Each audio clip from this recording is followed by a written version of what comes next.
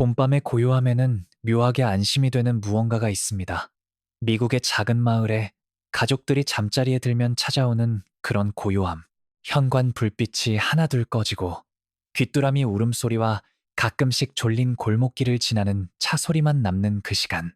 세상이 선하고 집이 나만의 안식처이며 사랑하는 사람들이 아침이면 내 곁에서 깨어날 거라고 믿게 만드는 평화로움입니다. 2005년 5월 16일 밤, 아이다호주 퀘르달렌 호숫가에 자리한 소박한 집에서 그로인 가족은 그 안전함을 믿으며 잠에 들었습니다. 40살의 싱글맘 브렌다. 그로인은 남자친구 마크 맥켄지를 만나 비로소 행복을 찾은 상태였습니다. 13살 슬레이드, 9살 딜런, 8살 샤스타. 이 세 아이가 그녀의 전부였죠. 함께 뭔가를 만들어가려는 아이다호의 작은 공간에서 아름다운 삶을 쌓으려는 혼합 가족이었습니다. 누군가 그들을 지켜보고 있다는 사실을 그들은 전혀 몰랐습니다. 아기 이미 그들을 선택했다는 것도요. 이틀 뒤인 5월 18일, 가족들이 사전에 약속된 방문을 위해 그로인 가족의 집을 찾았습니다. 문을 두드려도 아무 대답이 없자 가슴속에서 걱정이 밀려왔습니다. 뭔가 이상했습니다. 다시 두드렸습니다. 침묵. 문을 밀어보니 열렸습니다. 그 집 안에서 그들이 발견한 것은 평생 잊지 못할 장면이었고, 지역사회 전체에 씻을 수 없는 상처를 남겼으며, 전국 뉴스 헤드라인을 장식하며, 괴물은 악몽 속에만 존재하는 게 아니라 우리 사이에서 걷고 우리를 관찰하며 완벽한 순간을 누리고 있다는 사실을 미국에 다시 한번 일깨워 주었습니다. 브렌다 그로인이 사망해 있었습니다. 마크 맥켄지도 사망해 있었습니다. 13살 슬레이드 그로인도 사망해 있었습니다. 세 사람 모두 너무나 잔인하게 타격당해서 법의학자도 나중에 그 참혹함을 말로 표현하는 데 어려움을 겪었을 정도였습니다. 전부 케이블 타이로 손이 묶인 채 속수무책으로 무력화된 뒤 망치로 맞아 죽었습니다. 그리고 두 어린 자녀 딜런과 샤스타는 사라졌습니다. 증발해버린 겁니다. 엠버 경보가 아이다호 전역에, 태평양 북서부 전역에, 미국 전역에 울려 퍼졌습니다. 두 아이가 사실상 악이나 다름없는 아이들이 이 끔찍한 일을 저지른 누군가와 함께 어딘가에 있었습니다. 47일 동안 수사관들이 수색했습니다. 47일 동안 자원봉사자들이 숲과 호수, 도로를 샅샅이 뒤졌습니다. 47일 동안 브렌다의 아버지, 아이들의 외할아버지가 텔레비전에 나와 눈물 어린 목소리로 손주들의 무사 귀환을 간절히 빌었습니다. 47일 동안 미국은 숨을 죽이고 기적을 바랐습니다. 그리고 2005년 7월 2일 새벽 2시, 퀘르달렌의 한데니스 식당에서 야간 근무 중이던 웨이트리스가 주문서에서 눈을 들다 굳어버렸습니다. 창가 쪽 부스에 한 달 넘게 실종자 전단지에서 봐왔던 얼굴을 가진 어린 여자아이가 앉아 있었습니다. 말라있고 창백하고 뭔가에 씌인 것 같은 표정의 아이. 그리고 그 맞은편엔 한 남자가 앉아 있었습니다. 차가운 눈빛과 태연한 태도로 마치 거의 7주 동안 두 아이를 몬테나 산속에 감금한 사람이 아닌 것처럼 아침 식사를 천천히 먹고 있는 남자. 엠버딘이라는 이름의 그 웨이트리스는 당황하지 않았습니다. 매니저 린다 올슨과 눈을 마주치고 그 부스 쪽으로 눈짓했습니다. 매니저도 알아봤습니다. 8살 샤스타 그로인이었습니다. 즉시 911에 신고했습니다. 평소 하던 업무를 하는 척하면서 조용히 그 부스와 출구 사이를 막았습니다. 경찰이 도착했을 때 조셉 에드워드 던컨 3세는 거기 그냥 앉아 있었습니다.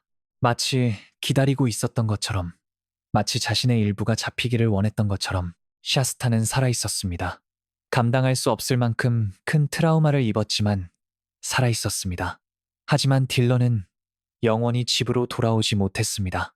이것은 미국 역사상 가장 타락한 연쇄살인마 중 하나의 이야기입니다. 수십 년 동안 아이들을 사냥했던 남자, 그 범죄가 여러 주와 수십 년에 걸쳐 있는 남자, 자신의 타락을 공개 블로그에 직접 기록하면서도 너무 늦을 때까지 법망을 피해 다닌 남자. 이것은 조셉 에드워드 던컨 3세의 이야기이고 그가 남긴 산산조각, 난삼들의 흔적입니다. 조셉 던컨이 그들의 삶에 들어오기 전에 그로인 가족이 어떤 사람들이었는지를 알아야 그 끔찍함을 제대로 이해할 수 있습니다. 브렌다 그로인은 동화 같은 삶을 사는 사람이 아니었습니다. 이혼을 겪고 열심히 일하고 허리띠를 졸라매면서도 아이들을 아는 사람 누구나 느낄 수 있을 만큼 맹렬하게 사랑하는 진짜 현실 속의 여자였습니다. 퀘르달렌 호수가의 그녀 집은 화려하지 않았지만 그들의 집이었습니다. 13살 맏아들 슬레이드는 어린 시절과 청소년기 사이 어딘가에 어색하게 서 있었습니다. 동생들을 아끼는 오빠이자 형이었고 한 분 괴롭히다가 다음 분엔 지켜주는 그런 스타일이었습니다. 9살 딜런은 에너지와 장난기가 넘쳐서 잠시도 가만히 있지 못하고 항상 손톱 밑에 흙이 낀 채 밖에서 놀던 아이였습니다. 그리고 8살 샤스타. 막내는 조용하고 수줍음이 많아 엄마 곁을 떠나지 않으려 했고 아직 엄마가 뭐든 다 막아줄 수 있다고 믿는 나이였습니다. 마크 맥켄지는 브렌다의 남자친구로 이 가족의 일부가 되어 있었습니다. 아이들의 친아버지는 아니었지만 아이들을 아꼈고 자리를 지켰고 노력했습니다. 여느 가족처럼 오르내림이 있었지만 함께였고 무언가 안정적인 것을 만들어 가려고 하고 있었습니다. 5월 16일 전까지의 며칠은 평범했습니다. 슬레이드는 학년말을 맞이하고 있었습니다. 딜런과 샤스타는 여름방학을 손꼽아 기다리고 있었습니다. 브렌다는 일하고 살림을 꾸리고 엄마가 하는 모든 일들을 하고 있었습니다. 위험이 도사리고 있다는 어떤 신호도 없었습니다. 불길한 느낌도 도망칠 기회도 없었습니다. 하지만 누군가 지켜보고 있었습니다. 몇 주째 지켜보고 있었습니다. 조셉 덩컨은 미주리 번호판을 단 빨간 지프 체로키, 훔친 렌터카를 타고 퀘르달렌을 돌아다니며 사냥하고 있었습니다. 나중에 그가 직접 쓴 단어입니다. 사냥. 그는 동네들을 돌며 잠재적 피해자를 물색했습니다. 아이가 있는 가족, 충분히 외지고 취약한 집을 찾아다녔습니다. 그리고 그로인 가족을 봤을 때, 샤스타와 딜런이 집 밖에서 노는 걸 봤을 때 머릿속에서 뭔가가 딱 맞아 떨어졌습니다. 목표물을 찾은 겁니다. 그는 며칠 동안 집을 감시했습니다. 그들의 일과를 파악했습니다. 사람들이 언제 오고 가는지 지켜봤습니다.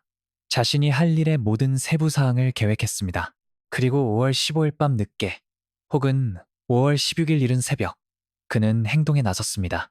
그 집안에서 무슨 일이 일어났는지는 입에 담기조차 너무 끔찍하지만 반드시 이야기해야 합니다. 세상이 조셉 덩컨이 무엇을 할 수 있는 존재인지 알아야 하기 때문입니다. 샤스타의 증언과 범죄 현장 증거를 토대로 수사관들이 재구성한 바에 따르면 덩컨은 5월 15일 일요일 밤 늦게 혹은 5월 16일 월요일 아주 이른 새벽에 그로인가의 집에 침입했습니다.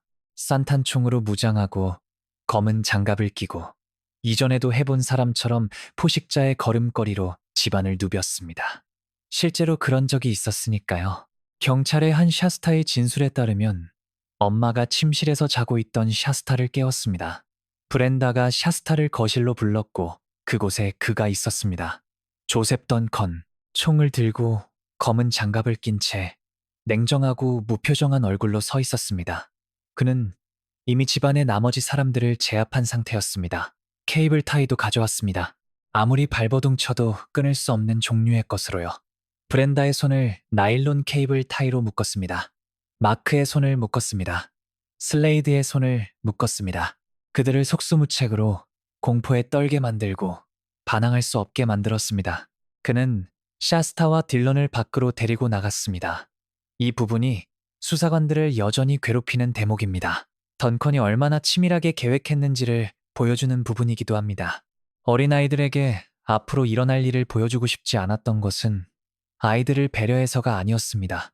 아이들을 순종적으로 만들기 위해서였습니다. 도망가지 못할 만큼 겁은 먹히되 다루기 힘들 만큼 충격받지는 않게. 그래서 자신의 차에 태워 밖에서 기다리게 하고 집 안으로 돌아갔습니다. 샤스타는 나중에 경찰에게 차 안에서 남동생과 함께 앉아있을 때 비명 소리를 들었다고 했습니다. 엄마의 남자친구 마크가 비명을 지르는 소리를 들었습니다. 그리고 어떤 아이도 목격해선 안 되는 장면을 보았습니다. 13살 오빠 슬레이드가 부상을 입고 피를 흘리며 집 입구에서 비틀거리며 도망치려 하는 장면을. 하지만 던컨이 뒤따라 나왔습니다. 던컨이 그 세 사람에게 한 짓은 이해를 초월하는 잔혹함이었습니다. 망치로 때려 죽였습니다. 뭐든 해서라도 아이들을 지키려 했을 엄마 브렌다. 맞서 싸우려 했지만 결국 당한 마크. 그저 어린 소년, 겨우 13살. 도망치려다 죽은 슬레이드. 법의학자는 나중에 사인을 둔기에 의한 두부 외상으로 정리했지만 그 임상적인 표현은 묶인 채 속수무책이었던 세 사람에게 던컨이 가한 야만성과 과잉 공격, 그 순수한 폭력성을 절대 담아낼 수 없습니다. 일이 끝나고 던컨의 숨소리만 남은 집 안이 고요해지자 그는 밖으로 나갔습니다. 샤스타와 딜런을 훔친 지프 체로키에 태웠습니다. 던컨은 자신이 한 일을 아이들에게 말했습니다. 망치로 가족들을 때려 죽였다고 자랑했습니다. 더 이상 도망칠 곳도 구해줄 사람도 없다는 것을, 이제 자신에게 속해 있다는 것을 알리고 싶었던 겁니다. 그렇게 밤속으로 사라졌습니다. 47일이 될 지옥으로 두 아이를 데리고 샤스타와 딜런 그로인이 그 7주 동안 겪은 일은 대부분의 사람들이 상상조차 하기 힘든 악몽입니다. 던컨은 아이들을 몬테나 서부 세인트 레지스 인근로로 구규림 깊숙한 오지의 캠프사이트들로 데려갔습니다. 아무리 소리를 질러도 아무도 들을 수 없는 그런 외딴 곳이었습니다. 샤스타가 수사관들에게 한 진술에 따르면 감금 기간 동안 여러 캠프사이트를 전전했다고 합니다. 하이커들도 잘 오지 않고 하고 싶은 것을 뭐든 할 수 있는 발각될 걱정이 없는 장소들이었습니다. 던컨은 아이들을 묶어두었습니다. 때로는 밧줄로, 때로는 다른 결박독으로. 샤스타는 수사관들에게 던컨이 자신과 오빠 모두를 반복적으로 성폭행했다고 진술했습니다. 고문도 했습니다. 그 행위들을 촬영하고 사진으로 찍으며 마치 병적인 전리품처럼 기록했습니다. 나중에 던컨의 소지품에서 발견된 영상과 사진들은 너무나 충격적이어서 이를 검토해야 했던 FBI 요원들은 사후 심리 상담을 받아야 했습니다. 연방재판에서 증거를 본 배심원들, 모든 걸 다 봤다고 생각했던 사람들도 눈물을 흘리며 법정을 나왔습니다. 재판에서 공개된 한 영상은 33분 분량이었으며 딜런이 울며 그만해달라고 애원하는 동안 던컨이 딜런을 괴롭히는 장면이 담겨 있었습니다. 영상 속에서 던컨의 목소리가 들렸습니다. 악마가 왔어. 악마. 그 자신이, 악마는 아이들이 고통스러워하고 우는 걸 즐기지. 이것은 정신질환으로 괴로워하는 사람의 말이 아니었습니다. 자신이 무엇을 하고 있는지 정확히 알고 즐기는 사람의 말이었습니다. 이 기간 동안 던컨은 스스로에게 별명을 붙였습니다. 아이들에게 자신을 제띠라고 부르게 했습니다. 마치 뒤틀린 방식으로 일종의 일상성을 만들어내려는 것 같았습니다. 함께 캠핑을 온 것처럼, 일종의 게임인 것처럼. 하지만 거기엔 일상적인 것이 하나도 없었습니다. 게임과는 조금도 닮지 않았습니다. 이미 가족이 죽는 걸 목격한 두 아이에 대한 지속적이고 계산된 고문이었습니다. 그 모든 것을 겪으면서도 샤스타는 남동생을 지키려 했습니다. 겨우 8살이었지만 할 수 있는 방법으로 딜런의 방패가 되었습니다. 딜런을 달래려 했습니다. 괜찮을 거야 라고 말하려 했습니다. 그게 사실이 아님을 알면서도 그 작은 몸으로 엄마가, 보호자가, 전사가 되었습니다. 던컨이 남동생을 성폭행하는 것을 목격했습니다. 딜런의 울음소리를 들었습니다. 그리고 자신도 똑같은 공포를 견뎌냈습니다. 하지만 딜런은 살아남지 못했습니다. 딜런의 사망 경위는 샤스타의 증언과 현장에서 발견된 증거를 토대로 재구성되었습니다. 던컨은 나중에 사고였다고 주장했습니다. 지프 안에 플라스틱 상자에 보관해 두었던 산탄총이 맥주를 꺼내려다 발사되었고 총알이 딜런의 복부에 맞아 고통을 끝내주려고 마무리했을 뿐이라고 했습니다. 하지만 샤스타의 진술과 물리적 증거로 미루어 봤을 때 수사관들은 던컨의 주장이 평생에 걸친 거짓말 중 하나일 것이라고 판단했습니다. 샤스타는 수사관들에게 큰 폭발음을 듣고 달려갔더니 딜런이 복부에 피를 흘리며 소리를 지르고 있었다고 했습니다. 던컨은 12구경 이중 총신 산탄총을 가지고 있었습니다. 샤스타가 목격한 바에 따르면 던컨은 총구를 딜런의 머리에 대고 방아쇠를 당겼습니다. 불발이었습니다. 집에서 비디오 게임을 하고 자전거를 타야 할 나이에 그 9살 소년이 던컨에게 살려달라고 빌었습니다. 울었습니다. 애원했습니다. 던컨은 다시 장전했고, 다시 딜런의 머리에 총을 겨눴으며, 다시 방아쇠를 당겼습니다. 이번엔 발사됐습니다. 딜런 그로이는 몬테나의 오지에서 공포에 떨고 있는 누나 곁에서 처형당하듯 즉사했습니다. 샤스타는 던컨이 남동생을 죽인 뒤 울기 시작했다고 했습니다. 딜런의 고통을 끝내주려고 한 것뿐이라고 했습니다. 하지만 그게 바로 괴물들의 특성이죠. 항상 핑계가 있고 정당화할 수 없는 것을 정당화합니다. 눈물이 진짜였든 아니었든 아무것도 달라지지 않았습니다. 딜런은 죽었습니다. 그리고 샤스타는 남동생을 죽인 사람과 단둘이 남겨졌습니다. 던컨은 딜런의 유해를 그 오지 캠프 사이트에 묻었습니다. 던컨이 체포되고 샤스타가 어디에 있는지 알려준 뒤 수사관들이 사체 탐지견과 지상 수색 끝에 몇 주 후 찾아냈습니다. 딜런의 10번째 생일이기도 했던 2005년 7월 16일 추모식에서 가족들은 슬픔에 잠긴 지역사회 앞에 서서 어떤 말로도 담을 수 없는 상실을 표현하려 했습니다. 하지만 샤스타는 여전히 살아있었습니다. 여전히 감금된 채로 여전히 견디고 있었습니다. 딜런이 살해된 후 며칠간 샤스타가 나중에 밝힌 바에 따르면 던컨은 샤스타도 죽이려 했습니다. 샤스타에게 선택권을 줬습니다. 목조르기냐, 총이냐. 8살짜리가 자신이 어떻게 죽고 싶은지를 고르는 상황을 상상해 보십시오. 샤스타는 목조르기를 선택했습니다. 딜런에게 일어난 일을 보고 총이 너무 무서웠던 것인지 아니면 더 빠를 거라고 생각했던 것인지 덩컨은 그녀의 목에 밧줄을 감고 당겼습니다. 숨이 막히기 시작했고 삶이 빠져나가는 느낌, 세상이 어두워지는 느낌이 들었습니다. 그리고 절박한 순간 샤스타는 그의 별명을 간신히 내뱉었습니다. 제발 그만해요. 그러자 그는 멈췄습니다. 그만뒀습니다. 그 순간 타락 속에서 인간적인 무언가의 불씨가 잠깐 살아났던 건지, 아직 그녀를 죽일 준비가 안 됐던 건지, 아직 이용 가치가 있었던 건지, 이유가 무엇이든 밧줄을 풀고 숨을 쉬게 해줬습니다. 샤스타는 그날 밤을 살아남았지만 그 공포의 순간은 영원히 그녀 곁에 남을 것입니다.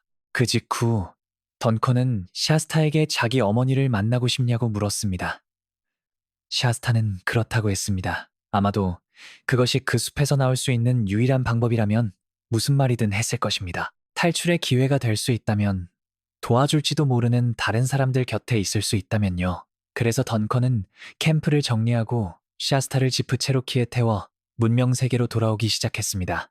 2005년 7월 1일 저녁, 퀘르달렌에서 동쪽으로 약 64km 떨어진 켈로그의 편의점 보안 카메라의 던컨과 샤스타가 가게로 들어오는 장면이 포착됐습니다. 직원 한 명이 나중에 실종자 전단지에서 샤스타를 알아봤지만 당시에는 딱히 이상한 점이 없어 보여 그냥 지나쳤습니다.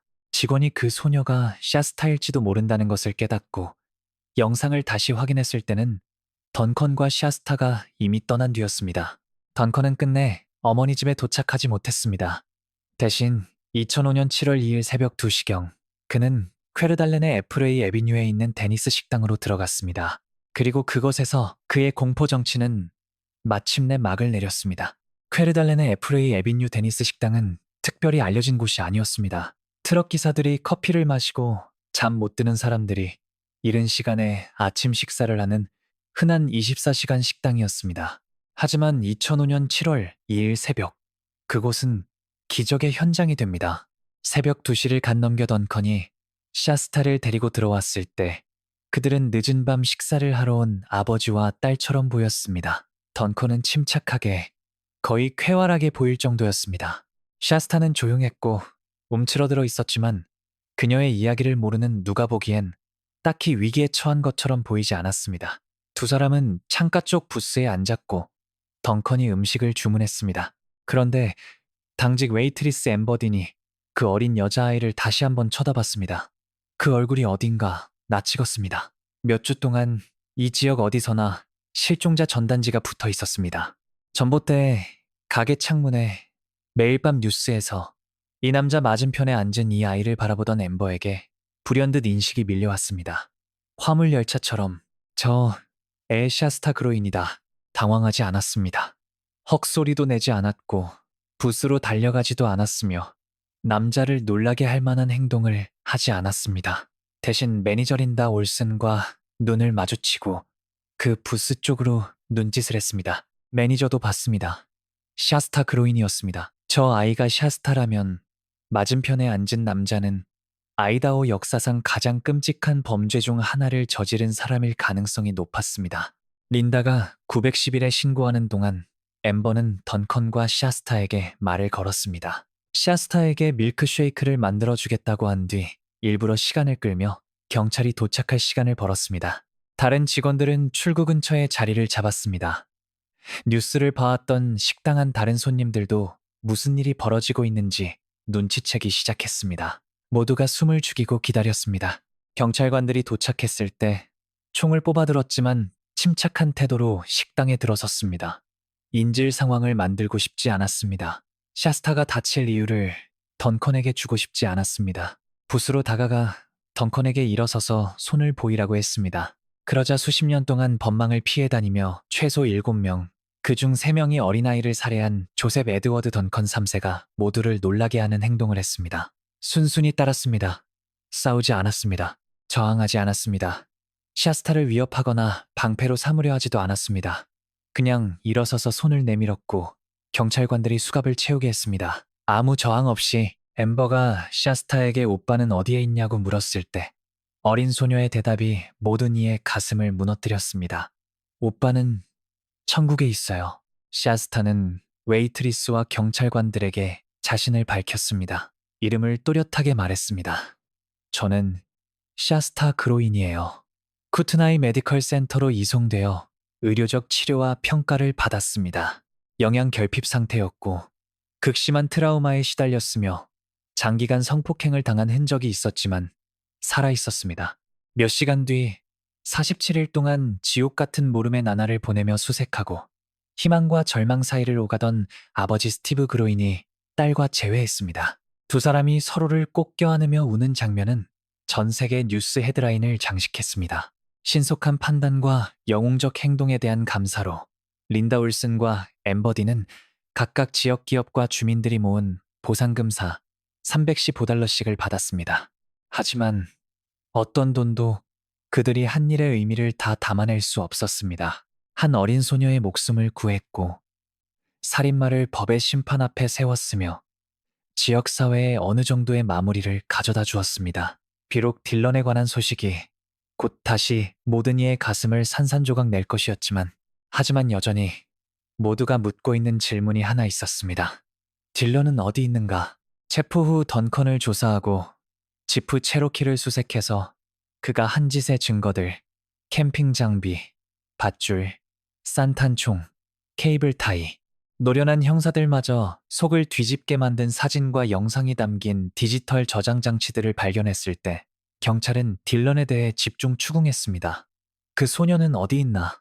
딜런에게 무슨 짓을 했나? 아직 살아있나? 덩컨은 결국 말했습니다. 샤스타의 진술로 미루어 봤을 때 그는 딜런이 살아있을 가능성이 없다는 것을 처음부터 알고 있었을 것입니다. 그는 지도를 그려줬습니다. 몬테나 주 세인트 레지스 인근로로 구규리만 사람들이 좀처럼 발을 들이지 않는 험준한 지역에 있는 그 오지 캠프사이트까지 수사관들을 안내했습니다. 2005년 7월 4일 샤스타가 구출된 지 이틀 뒤 수색대가 던컨이 알려준 장소에서 인체의 유해를 발견했습니다. 유해는 고도로 부패된 상태로 오지 임시 캠프사이트 얕은 무덤에 묻혀 있었습니다. DNA 검사를 위해 버지니아주 퀀티코의 FBI 연구소로 보내졌습니다. 결과는 모두가 이미 두려워하던 것을 확인해 주었습니다. 유해는 9살 딜런 그로인의 것이었습니다. 딜런과 샤스타의 아버지 스티브 그로인은 누군가 딜런의 유해임을 확인해 줄 때까지 아들이 살아있기를 희망을 붙잡고 있겠다고 기자들에게 말했었습니다. 하지만 2005년 7월 10일 FBI가 공식 확인을 하자 그 희망도 죽었습니다.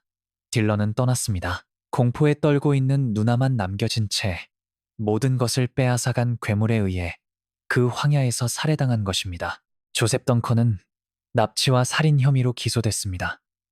보석 없이 구금됐습니다. 수사관들이 그의 과거를 파헤치고 연결고리들을 잇고 지문 데이터베이스를 조회하기 시작하면서 충격적인 그림이 드러났습니다.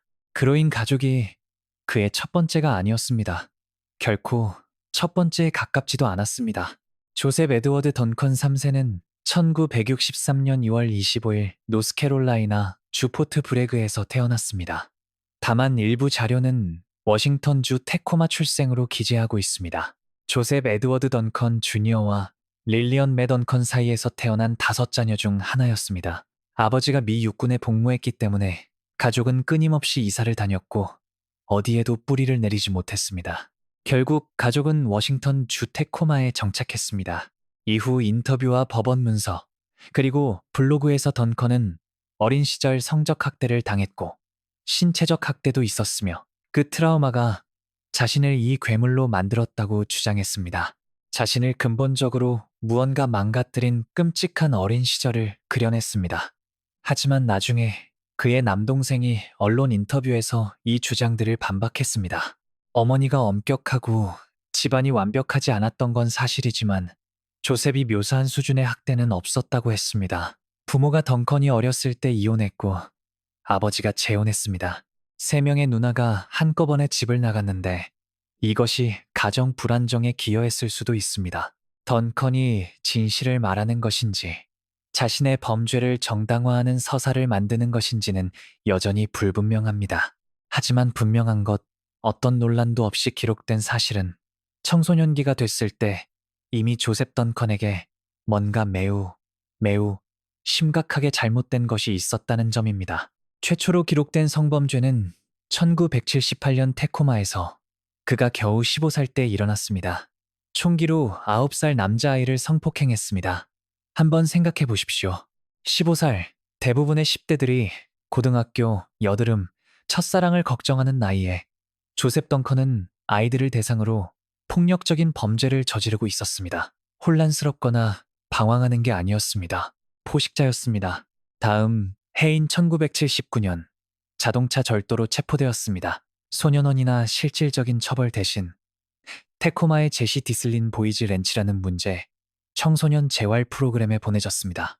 보이즈 렌치에서 던컨은 치료의 일환으로 상담사를 배정받았습니다. 그리고 수십 년의 미래를 막을 수 있었던 엄청난 경고 신호가 되어야 했던 일이 벌어졌습니다. 던컨은 상담사에게 자신이 어린 남자아이 6명을 묻고 성폭행했다고 자백했습니다. 또한 16살이 될 때까지 자신이 추정하기에 어린 남자 23명을 성폭행했다고 말했습니다. 13명. 자신도 아직 10대였는데 이미 피해자들의 긴 행렬을 남겨둔 상태였던 겁니다. 상담사는 이 자백들을 문서화했습니다. 평가 내용이 기록되어 파일에 보관됐습니다. 하지만 아무 일도 일어나지 않았습니다. 던컨은 그 범죄들로 기소되지 않았습니다. 감금되지도 않았습니다. 명백한 위험인물임에도 불구하고 치료 대상으로 다뤄지지 않았습니다. 아이들을 대상으로 연쇄 성폭행을 저질렀다고 스스로 인정한 포식자가 단 몇 달 후 사회로 풀려났습니다. 1980년 던컨이 16살 혹은 17살이었을 때 테코마에 있는 이웃집에서 총 여러 정을 훔쳤습니다. 그 총 중 하나를 이용해 14살 남자아이를 납치하고 성폭행했습니다. 이번에는 사법 체계가 움직였습니다. 던컨은 체포되어 기소되고 유죄 판결을 받았습니다. 징역 20년 선고. 처음에 판사는 던컨이 웨스턴 스테이트 병원에서 성범죄자 치료를 받을 수 있도록 선고를 유예했습니다. 평가를 담당한 의사들은 아동에 대한 위험성이 매우 크며 자유롭게 둘 수 없는 상태라고 밝혔습니다. 22개월간의 치료 프로그램 후 의사들은 던컨 씨는 성적으로 일탈된 행동을 수정하려는 의지를 보이지 않으며 치료가 효과를 내지 못하고 있다고 보고했습니다. 유예된 선고는 1982년 취소됐고 던컨은 만기 복역을 위해 교도소로 보내졌습니다. 수감 중에 반사회적 인격장애로 임상진단을 받았습니다. 당국에게 자신의 첫 번째 성폭행은 겨우 12살 때 5살 남자아이를 폭행한 것이었다고 말했습니다. 자신의 고백대로라면 어린 시절부터 포식자였던 것입니다. 1994년 징역 20년 중 14년을 복역한 조셉 던컨은 가석방으로 석방됐습니다. 31세였습니다. 청소년기와 20대 전부를 교도소에서 보낸 겁니다. 치료를 받았고 상담을 받았고 충분히 재활됐다고 판단되어 사회로 돌아왔습니다. 가석방 조건은 미성년자와의 접촉 금지, 거주하는 모든 곳에서 성범죄자 등록이었습니다. 던컨은 시애틀 지역으로 이사했습니다. 그리고 나오자마자 다시 사냥을 시작했습니다. 1996년 대마초 사형으로 체포되어 몇 주 후 새로운 조건하에 가석방으로 풀려났습니다. 하지만 그 조건들도 그를 막지 못했습니다. 당국은 현재 1994년부터 1997년 사이에 가석방 기간 동안 던컨이 최소 3명의 어린이를 살해했다고 보고 있습니다. 두 사건 모두 미제로 남아있다가 수년이 지나서야 그와 연결됐습니다. 1997년 던컨은 가석방 조건을 위반해 캔자스에서 체포됐습니다. 교도소로 돌아갔습니다. 하지만 2000년 7월 모범 행동으로 감형을 받아 다시 석방됐습니다.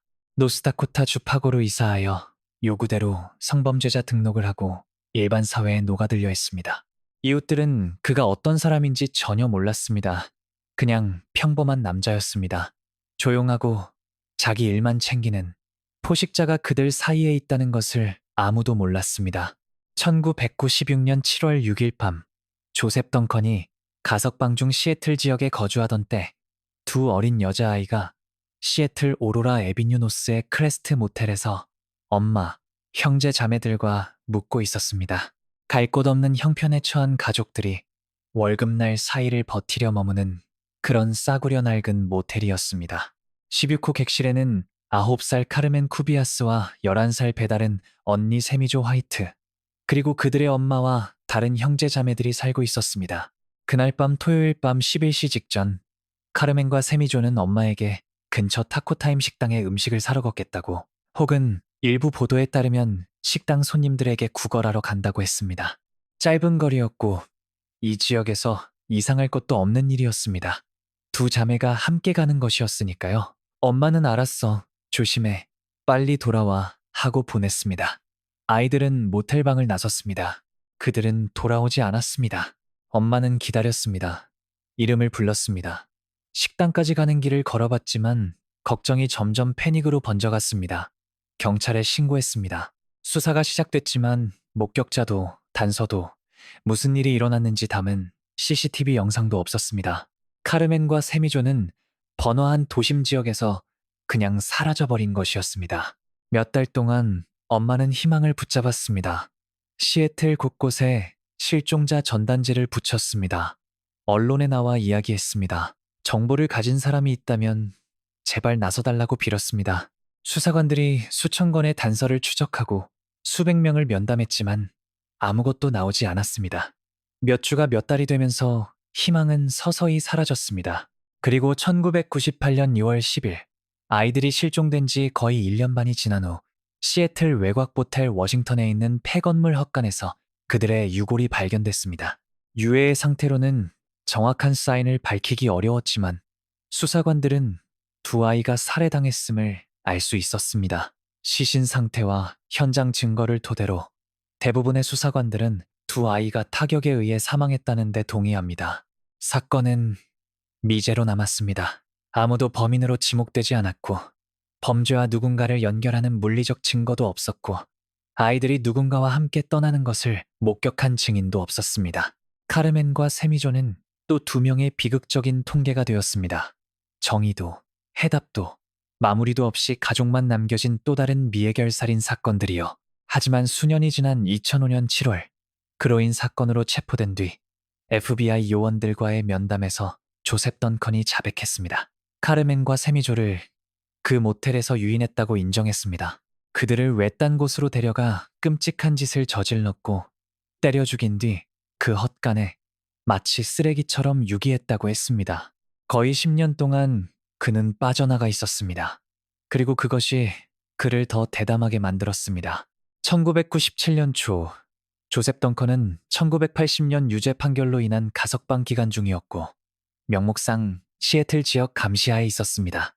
그러나 1990년 말에서 1997년 초 사이의 어느 시점에 워싱턴을 벗어나 남쪽 캘리포니아로 내려갔습니다. 새로운 사냥터를 찾던 것인지 뭔가를 피하던 것인지 알 수 없습니다. 어쨌든 로스앤젤레스 동쪽 내륙 리버사이드 카운티의 작은 도시 보몬트에 도착했습니다. 아이들의 웃음소리와 새소리로 가득해야 할 아름다운 봄 금요일 오후인 1997년 4월 4일, 10살 안토니 마이클 마르티네스가 이웃집 앞마당에서 남동생과 친구들과 함께 있었습니다. 아이들이 하는 것을 하고 있었습니다. 웃고 뛰고 햇살을 즐기고 동네에서 함께 놀면서요. 한 남자가 아이들 무리에 다가왔습니다. 위협적으로 보이지 않았고 그냥 평범한 사람처럼 보였습니다. 이야기가 있었습니다. 아이들이 경찰에 진술한 바에 따르면 잃어버린 고양이를 찾고 있는데 도와주면 1달러를 주겠다고 했습니다. 낯선 사람을 조심하라는 교육을 받은 아이들은 거절했습니다. 아니요, 고양이를 못 봤어요. 돕지 않겠다고 했습니다. 남자는 계속 졸랐습니다. 아이들이 계속 거절하자 그의 태도가 완전히 돌변했습니다. 갑자기 앞으로 달려들어 안토니의 남동생을 낚아채더니 칼을 꺼냈습니다. 칼을 소년의 목에 들이대며 차에 태우려 했습니다. 하지만 남동생이 발버둥치며 발길질을 했습니다. 그때 안토니가 믿을 수 없이 용감한 행동을 했습니다. 뛰어들었습니다. 그 남자에게 달려들어 싸우고 남동생을 끌어당겨 자신을 희생해서 남동생을 구해낸 겁니다. 남자는 남동생을 놓고 안토니를 붙잡았습니다. 칼을 안토니의 머리와 목에 들이대며 다른 아이들에게 움직이지도 소리를 지르지도 말라고 했습니다. 그러지 않으면 안토니를 다치게 하겠다고. 안토니의 남동생을 포함한 다른 아이들이 공포에 굳어있는 사이 이 낯선 자가 안토니를 근처에 주차된 흰 차 쪽으로 끌고 가서 집어넣었습니다. 안토니는 온 힘을 다해 저항했습니다. 버둥치고 발길질하고 소리를 질렀습니다. 자신을 구하기 위해서가 아니라 그 남자가 다른 아이를 데려가지 못하게 하기 위해 남동생이 안전하게 있도록. 다른 아이들은 어른들을 소리쳐 부르며 도움을 청하러 달려갔지만 이웃들이 도착했을 때는 이미 차가 떠난 뒤였습니다. 안토니는 사라졌습니다. 즉각 대규모 수색이 시작됐습니다. 남부 캘리포니아 전역의 법 집행 기관이 동원됐습니다. 자원봉사자들이 지역 일대를 훑었습니다. 안토니의 가족이 뉴스에 나와 무사 귀환을 빌었고 그를 풀어달라고 납치범에게 호소했습니다. 2주 동안 희망을 붙잡았습니다. 2주 동안 기적을 빌었습니다. 안토니가 납치된 지 15일 후인 1997년 4월 19일, 산림경찰관이 캘리포니아주 인디오 인근 인디오 힐스의 베르두 캐니언에서 시신을 발견했습니다. 나체 상태로 부분 부패된 시신이 거친 황야에 쓰러져 있었습니다. 덕트 테이프로 묶여 있었습니다. 안토니 마르티네스였습니다. 법의학자는 안토니가 살해되기 전 성폭행을 당했다고 판정했습니다. 수사관들은 안토니의 손을 묶는 데 쓰인 덕트 테이프에서 부분 지문을 채취하는 등 현장에서 증거를 수집했습니다. 납치 현장을 목격한 아이들의 진술을 토대로 콧수염과 특징적인 외모를 가진 남자의 몽타주를 작성했습니다.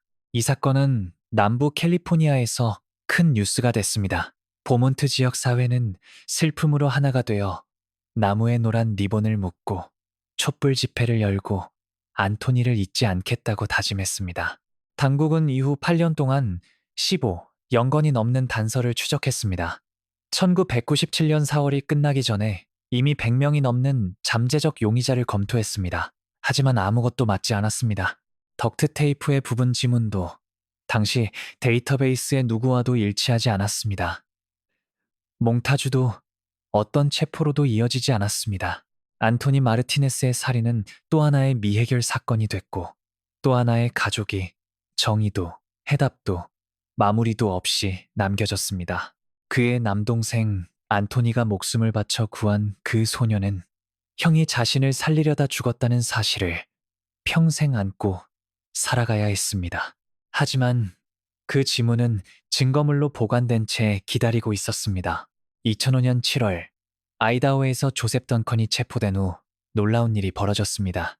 그로 인 사건을 추적하던 블로거들과 온라인 탐정들이 뭔가를 알아챘습니다. 안토니 마르티네스 사건의 몽타주를 조셉 던컨의 사진과 비교해보니 유사점이 눈에 띄었습니다. 던컨의 차량도 마르티네스 납치 사건에서 묘사된 것과 비슷하다고 지적했습니다. 온라인에 글을 올려 연결고리를 연결하기 시작했습니다. FBI와 전국 실종 착취 아동센터가 주목했습니다. 리버사이드 카운티 당국에 연락해 안토니 마르티네스 사건 증거물과 조셉 던컨의 지문을 대조해 볼 것을 제안했습니다. 2005년 8월 3일 리버사이드 카운티 보안관 밥 도일이 기자회견을 열었습니다. 수사관들이 안토니 마르티네스를 묶는 데 쓰인 덕트 테이프에서 채취한 부분, 지문과 조셉 던컨의 지문이 양성 일치했다고 발표했습니다. 8년간의 수사와 15연건의 단서 끝에 마침내 용의자를 특정한 것입니다. 2005년 7월 19일 FBI 요원들과의 면담에서 던컨은 안토니를 죽였다고 자백했습니다. 하지만 후회는 없었습니다. 대신 이것을 가석방 위반으로 교도소로 돌려보낸 체제에 대한 복수라고 묘사했습니다. 마치 아이 하나를 살해하는 것이 어떤 식으로든 시스템에 대한 정당한 보복이 될 수 있다는 듯이, 마치 10살짜리 소년의 생명이 던컨의 자유보다 가치가 덜한 것처럼, 마치 안토니가 남동생을 구한 영웅적 행동이 아무 의미도 없는 것처럼. 안토니의 가족은 마침내 답을 얻었지만 그 답은 아무런 위안도 되지 않았습니다. 아들이, 형제가, 어린 소년이 괴물의 손에서 고통받았다는 것, 그리고 그 괴물은 시스템이 그를 막지 못했기 때문에 계속 죽일 수 있었다는 것. 조셉 던컨 이야기에서 가장 섬뜩한 부분 중 하나는 자신의 타락을 실시간으로 인터넷에 기록해 누구든 읽을 수 있게 공개했다는 점입니다. 그로 인 가족살인으로 체포되기 전 던컨은 5번째 못다 Fifth Nail이라는 개인 블로그를 운영했습니다. 이 이름은 한 전설에서 따왔습니다. 전해지는 이야기에 따르면 예수를 십자가에 못 박는 데 쓰인 4개의 모드에 5번째 못이 있었는데 이를 노민들, 일명 집시들이 가져가 숨겼다고 합니다. 던컨은 이 이름을 자신의 웹사이트와 블로그에 채택했고 자신을 세상이 아직 볼 준비가 안 된 비밀, 숨겨진 진실을 품은 존재로 포지셔닝했습니다. 인터넷에 공개적으로 게시한 이 블로그에서 던컨은 등록 성범죄자로서의 삶에 대해 광범위하게 썼습니다. 자신이 국가가 승인한 성범죄자 차별이라고 부르는 것에 불만을 토로했습니다. 특히 성범죄자가 공개 등록부에 등록되어야 하는 요건에 분노했으며 이것이 자신 같은 사람들을 탄압하고 사회 재진입을 막는다고 주장했습니다. 마치 고결한 목표를 위해 싸우는 것처럼 잠재적 피해자에 대한 접근을 정당화하려는 것이 아닌 것처럼 성범죄자 권리 옹호자로 자신을 내세웠습니다. 그러나 그의 옹호와 불만 사이에는 훨씬 더 불안한 내용들이 섞여 있었습니다. 던컨은 자신이 악마들이라고 부르는 것들, 즉 자신의 환상과 충동, 아이들을 해치고 싶은 욕구에 대해 썼습니다. 폭력적인 성적 환상을 상세히 묘사했습니다. 아이들을 상대로 한 광범위한 범죄 경력에도 불구하고 자신이 소아성애자라는 것을 부인했으며 대신 자신의 끌림은 단순한 딱지로는 담을 수 없는 더 복잡하고 미묘한 것이라고 주장했습니다. 자신의 과거에 대해서도 썼습니다. 어린 시절 성폭행을 당했고 트라우마가 자신 안에 무언가를 부쉈으며 자신도 피해자라고 주장했습니다. 동정을 사기 위해 공들여 만들어진 서사였습니다. 내면의 악마와 싸우는 고통받는 영혼처럼 보이게 하려는, 아이들을 해치는 것을 선택한 포식자가 아닌 것처럼 보이게 하려는, 범죄학자들과 정신과 연구자들이 블로그를 연구하며 폭력 범죄자의 정신과 행동을 더 잘 이해하려 했습니다. 하지만 그들이 발견한 것은 정신질환이나 통제 불가능한 충동의 창이 아니었습니다. 자신이 무엇을 하는지 정확히 알고 범죄를 치밀하게 계획하며 관심과 악명을 즐기는 남자였습니다. 2004년 7월 던컨은 미네소타주 디트로이트 레이크스의 한 놀이터에서 6살, 7살짜리 남자아이 2명을 추행한 혐의로 체포됐습니다. 사건은 2004년 7월 3일에 발생했습니다. 2005년 3월 베커 카운티 판사 앞에 출두했고 4월 5일 보석금이 15영달러로 책정됐습니다. 파고에서 알고 지내던 사업가족 크리리가 보석금을 냈고 던컨은 재판에 출두하고 모든 조건을 준수한다는 전제하에 석방됐습니다. 그는 나타나지 않았습니다. 석방된 4월 5일 당일 던컨은 도망쳤습니다. 2005년 6월 1일 기소 회피 목적의 불법 도주에 대한 연방 체포 영장이 발부됐습니다. 하지만 던컨은 이미 사라진 뒤였고 이미 다음 범행을 계획하고 있었습니다. 그로인 가족 살인 몇 주 전, 던컨은 블로그에 불안을 자아내는 글들을 올렸습니다. 악마가 이기고 있다고, 가장 어두운 충동에 굴복하고 있다고, 폭력적인 욕구를 통제하는 싸움에서 지고 있다고 썼습니다. 지금도 온라인에 아카이브되어 찾아볼 수 있는 글들에서 그는 자신이 무언가 끔찍한 일을 저지를 것이라는 암시를 공개적으로 당당하게 남겼습니다. 이것은 도움을 청하는 외침이 아니었습니다. 자신의 잔인함을 공개적으로 자랑하는 행위였습니다. 그로인 가족을 습격한 날 밤을 기준으로 마지막 게시글은 범행 며칠 전에 올라왔습니다. 체포 이후 조셉 덩컨은 전례 없는 법적 절차에 직면했습니다. 아이다호주와 연방정부 두 곳에서 기소됐습니다. 아이다호주에서는 2005년 브렌다 그로인, 마크 맥켄지, 슬레이드 그로인 살인에 대한 1급 살인 3건으로 기소됐습니다. 아이다호는 사형을 채택한 주이며 검찰은 사형을 추구했습니다. 2006년 아이다호주 법원에 출두했을 때 덩컨은 모든 혐의의 유죄를 인정했습니다. 항소할 준비를 하거나 판사 앞에서 자신을 변호하거나 증거의 의문을 제기하려 하지 않았습니다. 유죄를 인정했습니다.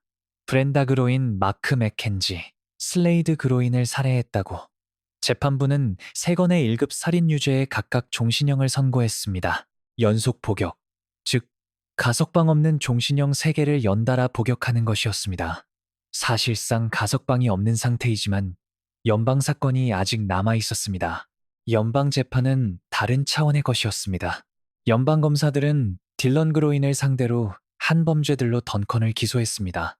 딜런의 납치, 성폭행, 그리고 살인, 또한 샤스타를 상대로 한 범죄들도 포함됐습니다. 이 사건은 연방법원에서 재판을 받았는데 가장 심각한 혐의들 중 일부가 연방 관할 내에서 발생했기 때문입니다. 연방 재판은 2008년에 시작됐습니다. 연방 검사들은 던컨의 악행에 대한 방대한 증거를 제시했습니다. 딜런이 고통받는 장면을 담은 영상들, 던컨이 자신이 한 짓을 기록한 사진들, 샤스타의 증언, 배심원들은 그 증거를 보고 나서 눈물을 흘렸습니다. 재판 내내 굳건해 보이던 사람들도 배심원단은 던컨에게 딜런 그로인 살인을 포함한 모든 연방 혐의에 대해 유죄 판결을 내렸습니다. 사형 선고 단계에서 배심원단은 던컨이 사형에 처해야 한다고 만장일치로 판단했습니다. 2008년 8월 27일 연방 판사는 공식적으로 조셉 에드워드 던컨 3세에게 딜런 그로인을 살해한 혐의로 사형을 선고했습니다. 연방 사형수 수용소, 인디애나 주테러 호트의 연방 교도소로 이송됐습니다. 던컨이 유죄 판결을 받고 사형을 선고받은 것이 법적 결말이었지만 이 이야기는 거기서 끝나지 않습니다.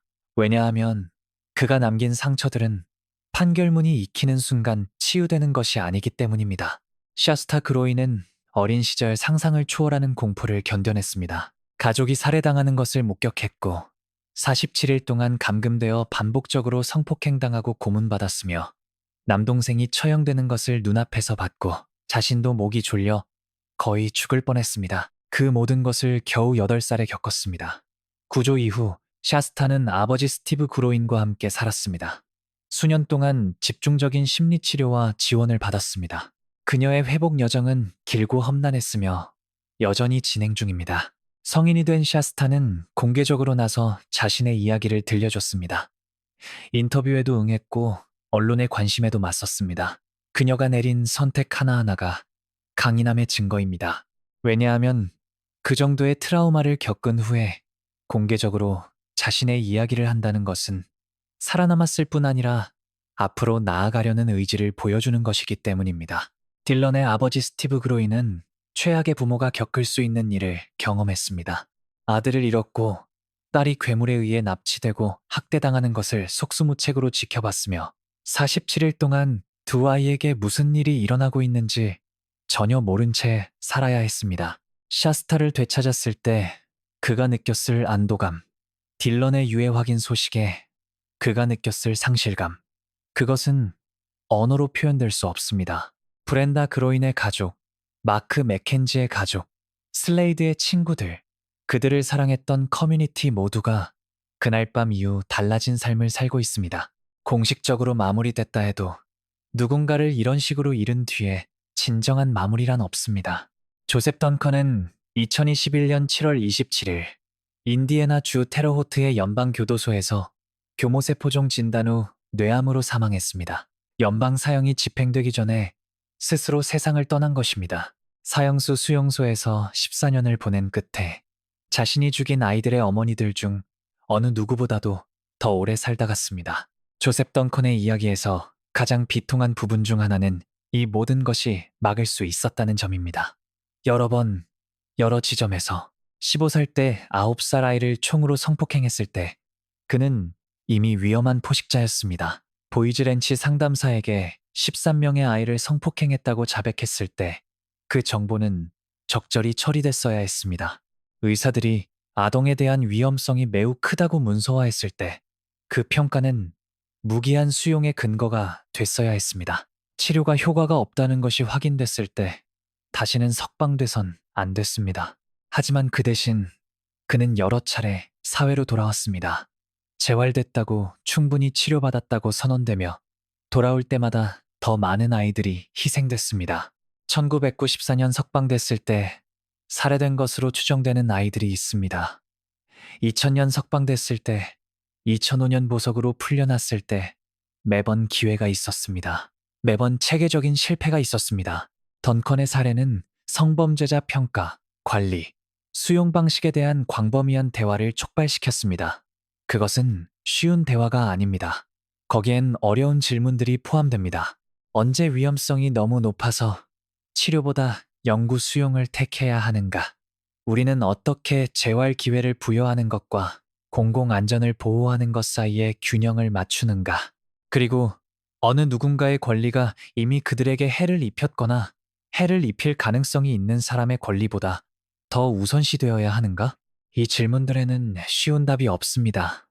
하지만 딜런 그로이는 그 대화가 얼마나 중요한지를 보여주는 증거입니다. 브렌다, 마크, 슬레이드, 안토니, 카르멘, 세미조 모두가 그 증거입니다. 그 이름들을 기억해야 합니다. 숫자가 아닌 사람들로. 이 이야기는 어떤 방식으로도 깔끔하게 마무리되지 않습니다. 해피엔딩이 없습니다. 부서진 것들이 완전히 고쳐지는 일이 없습니다. 하지만 이야기할 가치가 있는 무언가가 있습니다. 데니스 식당 부스에 앉은 8살짜리 소녀. 가족이 살해당하는 것을 목격하고 47일간의 공포를 견뎌내고 남동생이 죽는 것을 지켜봤으며 거의 자신도 죽을 뻔한 아이. 그 소녀는 무너지지 않았습니다. 포기하지 않았습니다. 어딘가 그 내면 깊은 곳에서 무사히 돌아가는 것이 아직 가능하다는 것을 믿어 의심치 않았습니다. 웨이트리스가 그녀에게 이름이 뭐냐고 물었을 때 그 아이는 대답했습니다. 또렷하게, 주저없이. 저는 샤스타 그로인이에요. 그 순간이 전부라고 할 수 있습니다. 그것이 이 이야기의 핵심입니다. 온갖 공포 속에서도 잔인함이 모든 것을 짓밟으려 할 때에도 이 어린 소녀는 자신이 누구인지를 알고 있었습니다. 집으로 돌아가는 길을 찾았습니다. 그리고 그 행동 하나로 그녀는 한 살인마가 완전히 이기지 못하게 막았습니다. 던컨은 많은 것을 파괴했습니다. 하지만 샤스타 그로이는 살아남았습니다. 그리고 그것이 그에게 절대 줄 수 없었던 것입니다. 하지만 그게 전부가 아니었습니다. 그는 인터넷에 자신의 의도를 공개적으로 당당하게 써놓았습니다. 그로인 가족을 습격한 날 밤으로부터 며칠 전에 올린 마지막 게시글에서 던컨은 자신이 최대한 많은 아이들을 납치하고 성폭행하고 살해한 뒤에 잡히겠다는 계획을 적어두었습니다. 더 이상 숨지도 완곡한 표현을 쓰지도 않았습니다. 세상에 자신의 의도를 선포하고 있었습니다. 그리고 아무도 그를 막지 않았습니다. 수사관들은 나중에 던컨이 온라인으로 그로인 가족을 조사했고 몇 주에 걸쳐 공격을 계획했으며 집을 감시하고 일과를 파악했다는 것을 밝혀냈습니다. 그 모든 과정 동안 그는 블로그에 계속 글을 올리며 폭력을 향한 자신의 추락을 기록했습니다. 체포 이후 수감 중에도 던컨은 대리인을 통해 블로그를 계속했습니다. 외부의 누군가가 침묵당한 자 혹은 유령 블로거라는 가명으로 던컨의 편지와 글들을 블로그 스팟 사이트에 게시했습니다. 블로그 제목은 5번째 못의 게시 혹은 조셉이 던컨 3세 연방사형수 수용소에서 외부로 돌아오다였습니다. 이 게시글들에서 던컨은 계속해서 자신을 피해자로 묘사하고 악과 정의와 자신의 범죄의 본질에 대해 철학적 논의를 늘어놓았습니다.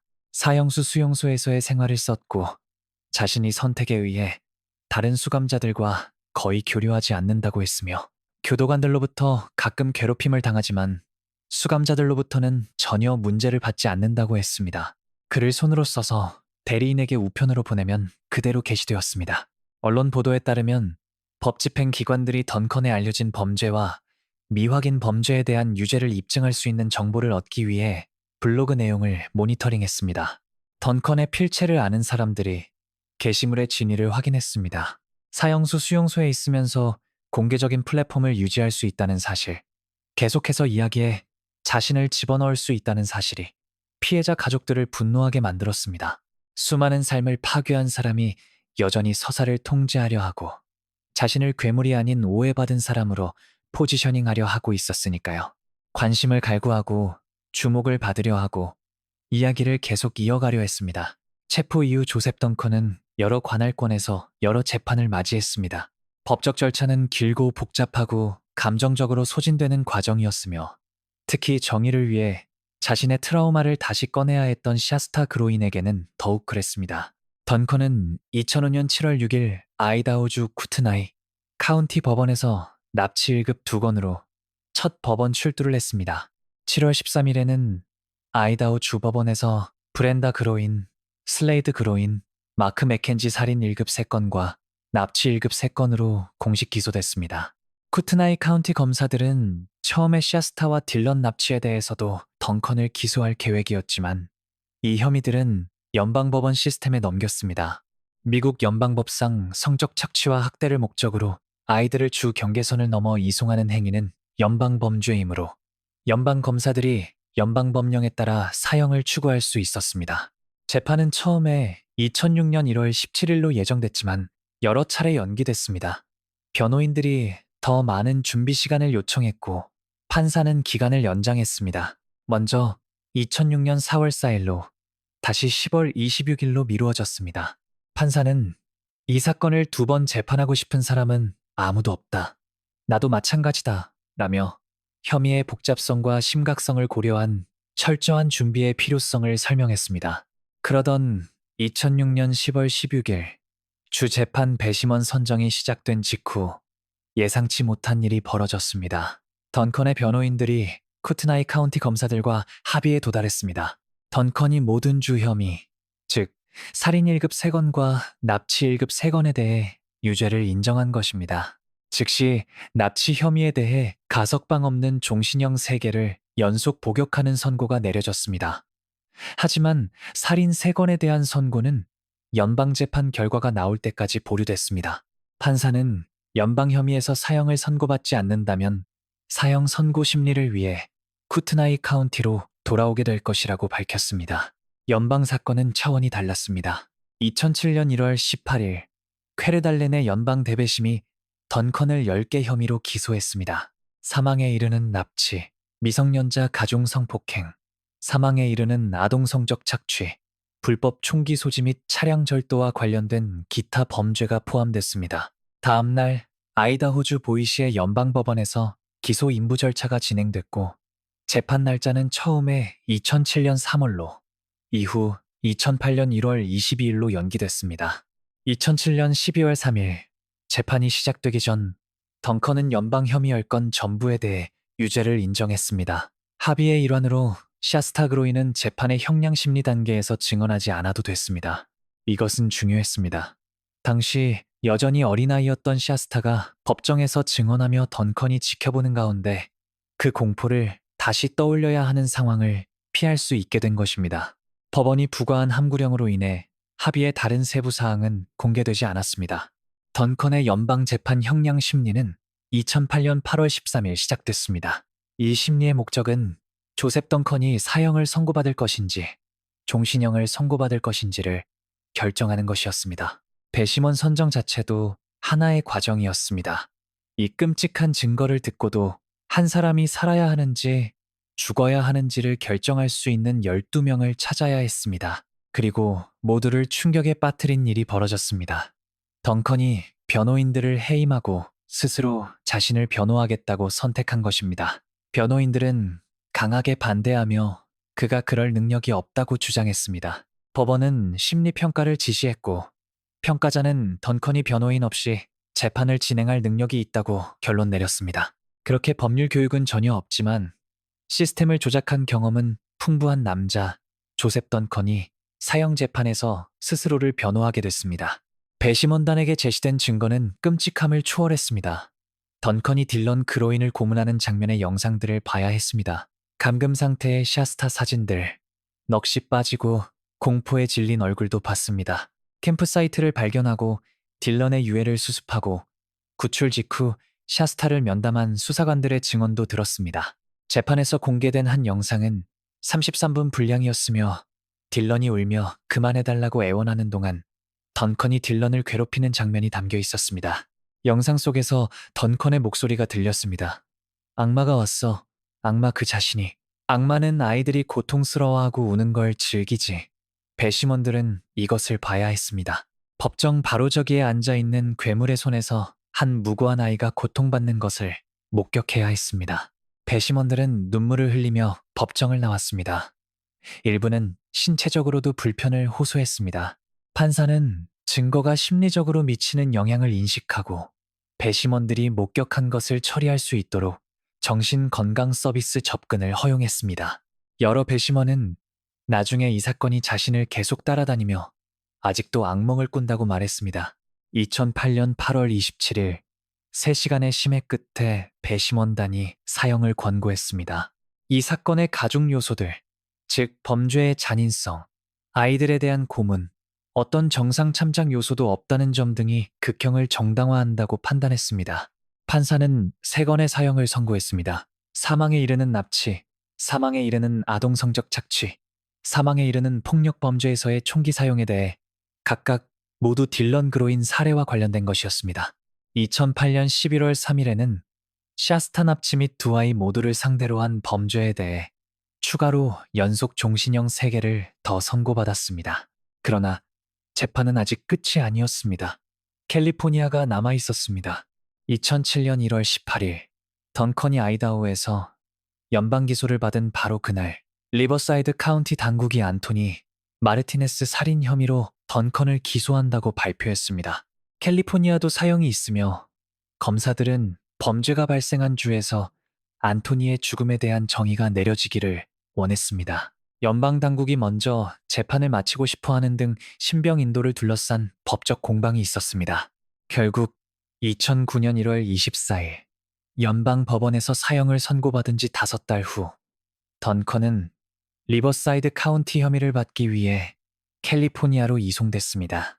2011년 3월 15일 던컨은 안토니 마르티네스 살인에 대해 유죄를 인정했습니다.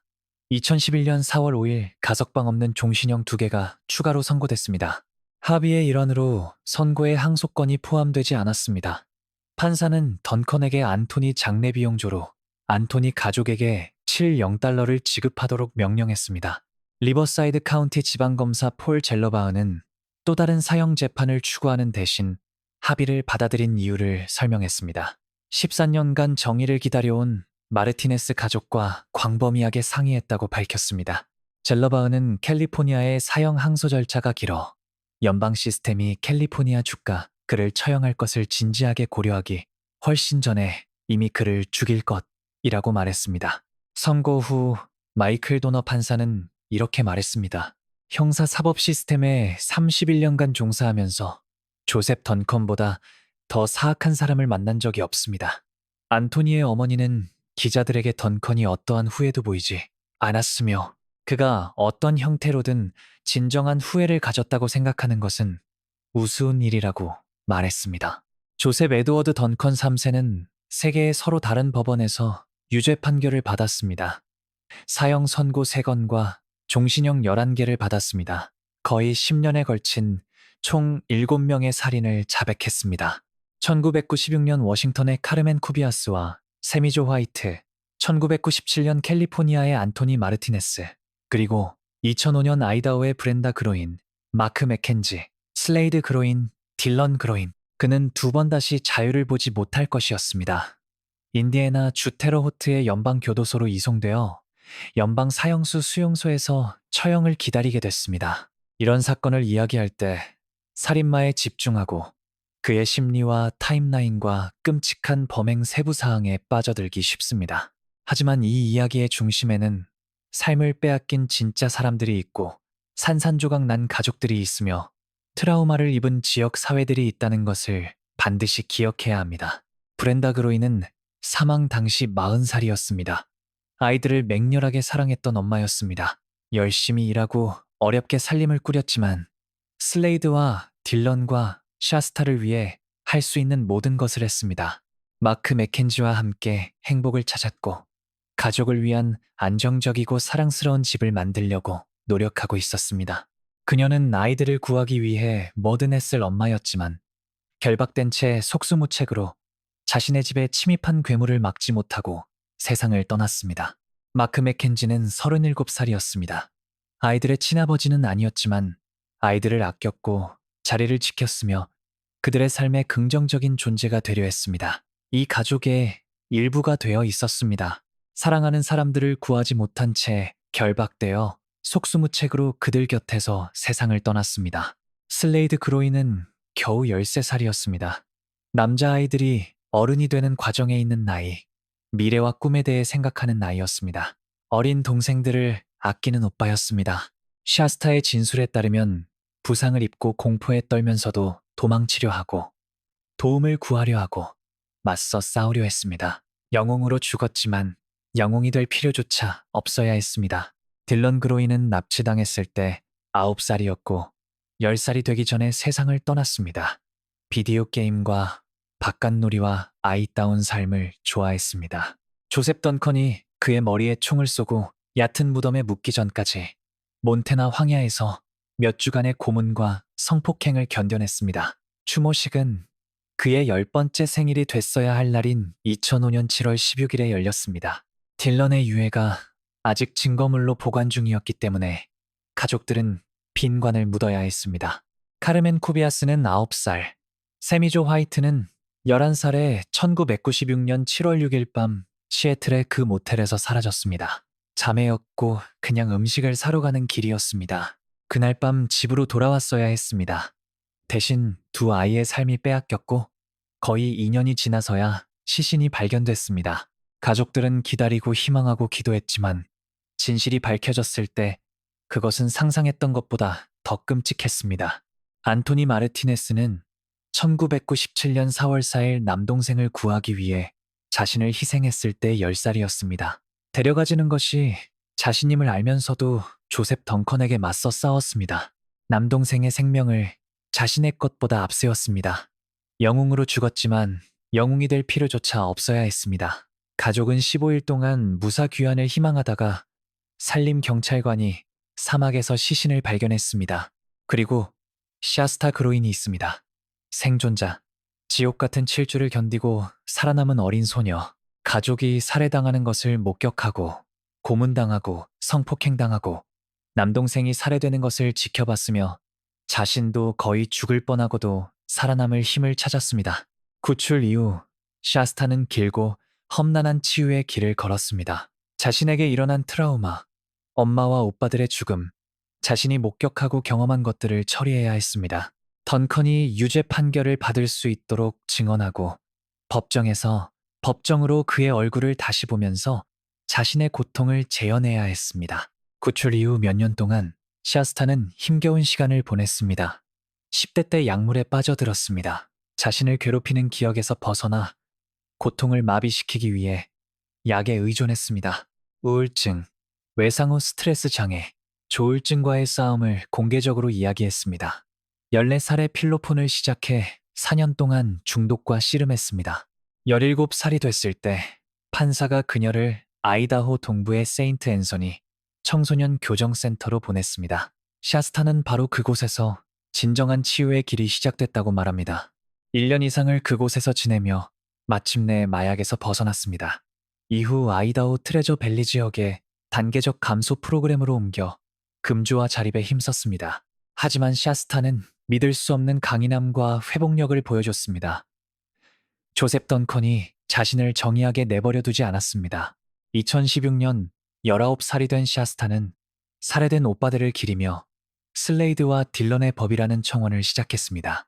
이 청원은 폭력 범죄로 유죄 판결을 받은 사람은 절대 출소할 수 없게 하는 것, 사실상 폭력 범죄의 삼진 아웃 법칙을 일진 아웃으로 줄이는 것을 요구했습니다. 청원에는 50일, 0명이 넘는 서명이 모였습니다. 샤스타는 공개적으로 자신의 경험을 이야기했습니다. 조셉 덩컨이 계속 범행을 저지를 수 있게 한 사법 시스템의 실패에 대해 다른 가족들이 자신의 가족이 겪은 것과 같은 고통을 받지 않도록 변화가 필요하다는 것에 대해 목소리 없는 이들의 목소리가 되어 아이들을 위한 더 강력한 보호와 아이들에게 해를 끼치는 자들에 대한 더 강한 처벌을 외쳤습니다. 고통을 목적으로 바꾸었습니다. 그냥 피해자로만 남기를 거부했습니다. 피해자 그 이상입니다. 생존자이고 전사이며 목소리 없는 이들의 목소리입니다. 자신만의 삶을 일구어냈고 아이들을 낳았으며 과거의 끔찍함에도 불구하고 기쁨과 평화의 순간들을 찾았습니다.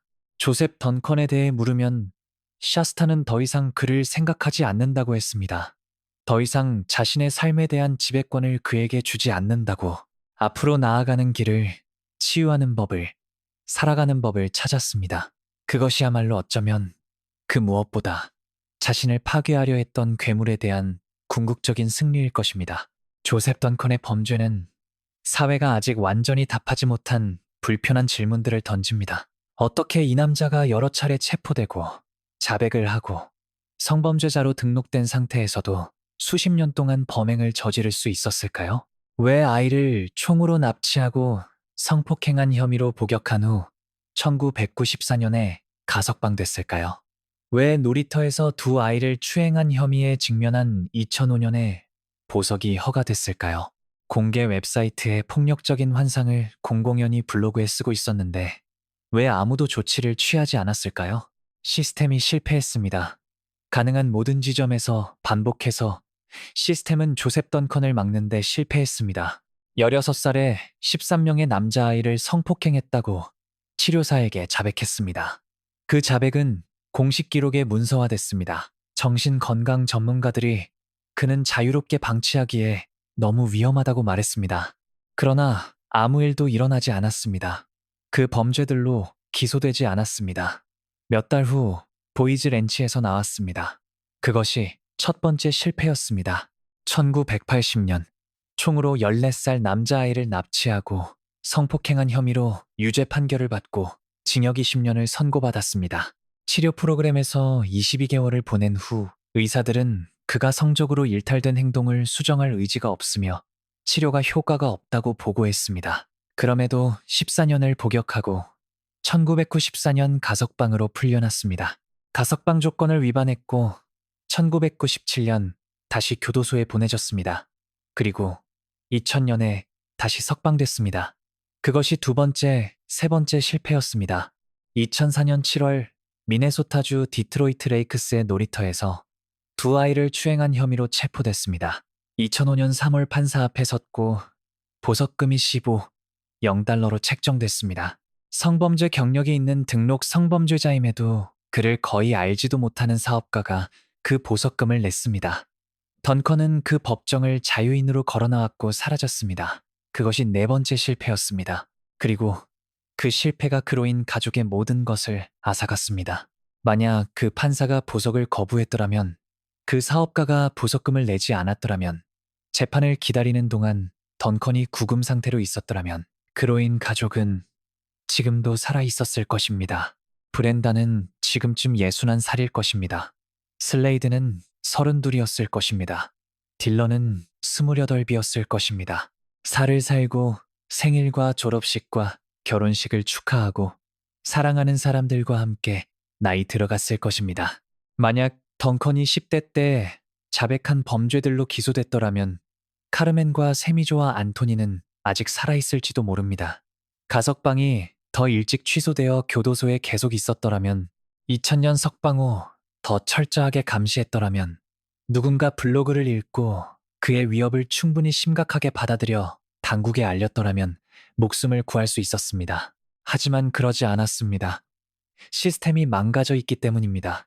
판사와 가석방위원회와 검사들이 과밀 수용된 교도소와 제한된 자원과 법적 선례와 사람들은 재활될 수 있다는 믿음을 기반으로 결정을 내리기 때문입니다. 그리고 때로는 그 판단이 맞습니다. 하지만 때로는 파국적으로 틀립니다. 조셉 덩컨은 자신이 어떤 사람인지 세상에 말했습니다. 자신의 행동을 통해 보여줬습니다.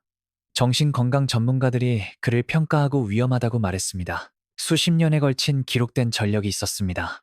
공개 블로그에 자신의 의도를 써뒀습니다. 그럼에도 불구하고 계속 석방됐습니다. 계속 기회를 받았습니다. 잠재적 피해자들 사이를 자유롭게 돌아다닐 수 있었습니다. 우리를 괴롭히는 질문은 단순히 어떻게 누군가가 이런 짓을 할 수 있나가 아닙니다. 우리에게 그를 막을 기회가 얼마나 많았는데 왜 막지 못했나? 입니다.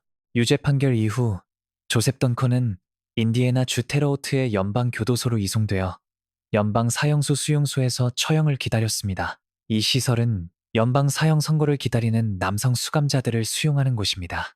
덩컨은 남은 생애를 작은 감방에서 일반 수감자와 격리된 채 결국 예상치 못한 방식으로 찾아올 죽음을 기다리며 보내게 됐습니다.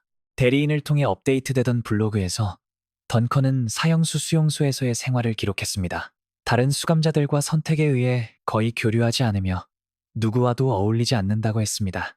교도관들로부터 가끔 괴롭힘을 받지만 다른 수감자들로부터는 전혀 문제를 받지 않는다고 했습니다. 다만 그의 조작과 거짓말에 기록된 역사를 고려하면 이 주장들의 신뢰성은 불분명합니다. 자신의 일상적인 루틴, 생각, 자신의 행동을 계속해서 정당화하려는 시도들을 썼습니다. 악과 정의와 자신의 범죄의 본질에 대해 철학적으로 논했고 자신을 괴물이 아닌 오해받은 사람으로 내세웠습니다. 감옥 안에서도 관심을 갈구하고 이야기를 통제하려 했습니다.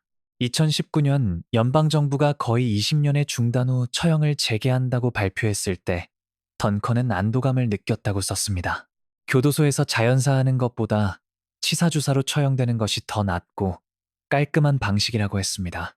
자신이 감옥에서 나이 들고 병드는 것이 죽음 자체보다 더 두렵다고 썼습니다. 처형을 원했고 끝내고 싶었습니다. 하지만 운명은 다른 계획을 갖고 있었습니다. 2020년 10월 조셉 던컨은 공격적이고 치명적인 사기 뇌암인 교모 세포종 진단을 받았습니다. 존 맥케인 상원의원과 보 바이든의 목숨을 앗아간 것과 같은 종류의 암입니다. 거의 항상 치명적입니다. 종양을 제거하기 위한 뇌수술을 받았지만 예후는 암담했습니다. 의료진은 6개월에서 12개월의 여명을 예상했습니다. 던컨은 항암화학요법과 방사선 치료를 거부했습니다. 암이 자연적인 경과를 밟도록 두기로 했습니다. 어쩌면 시적 정의라고 생각했는지도, 어쩌면 지쳐 있었던 것인지도, 어쩌면 그냥 끝내고 싶었던 것인지도, 이유가 무엇이든 그는 선택했습니다. 2021년 3월 28일 새벽 1시경 조셉 에드워드 덩컨 3세는 인디애나 주 테러호트 연방교도소 인근 병원에서 연방구금 중 사망했습니다. 58세였습니다. 사인은 교모세포종이었습니다. 연방 사형수 수용소에서 거의 13년을 기다린 끝에 끝내오지 않은 처형을 기다리다 갔습니다. 피해자 가족들의 반응은 엇갈렸습니다. 일부는 처형이 가져다 줄 수 있었던 마무리를 빼앗겼다고 느꼈습니다. 자신이 한 짓에 대해 궁극적인 처벌을 직면하는 그를 보고 싶었습니다. 피해자들이 그랬던 것처럼 그도 정확히 언제 어떻게 죽게 되는지를 알고 그 공포와 무력감을 느끼기를 원했습니다. 다른 이들은 안도감을 느꼈습니다. 그가 사라졌다는 것, 더 이상 누구도 해칠 수 없다는 것, 항소와 인터뷰와 블로그 게시물을 통해 그들을 계속 고통스럽게 할 수 없다는 것에 던컨이 죽을 당시 24살이었던 샤스타 그로이는 소셜미디어를 통해 성명을 발표했습니다. 수년간 트라우마를 처리하고 치유를 향해 나아가기 위해 노력해왔으며 그의 죽음은 그 여정의 또 하나의 부분일 뿐이라고 했습니다. 더 이상 그에게 자신의 삶에 대한 지배권을 주지 않겠다고 썼습니다.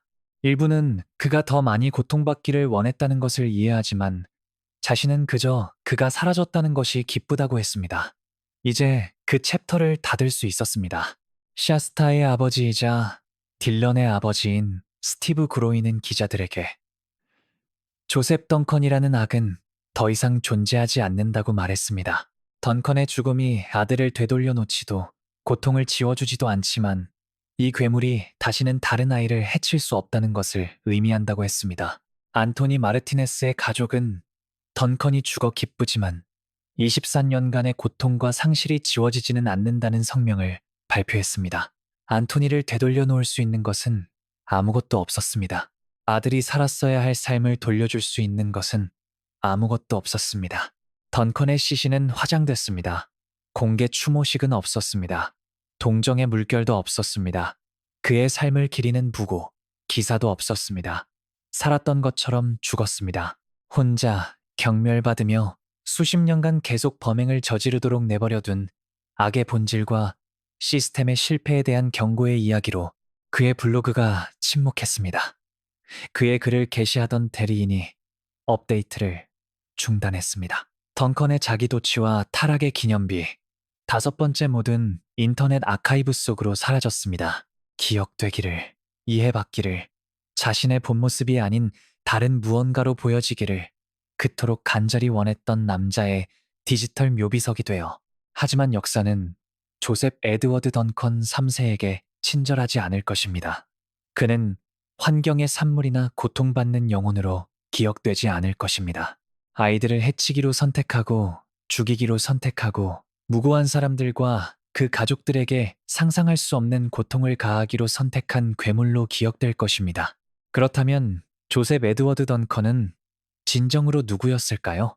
학대와 방치로 형성된 환경의 산물이었을까요? 아니면 어떤 치료나 처벌로도 고칠 수 없는 근본적으로 망가진 무언가를 갖고 태어난 것이었을까요? 수년간 던컨을 평가한 정신과 의사들은 그를 소아성애증, 범죄적 가학증, 자기애적 성향을 가진 반사회적 인격장애로 진단했습니다.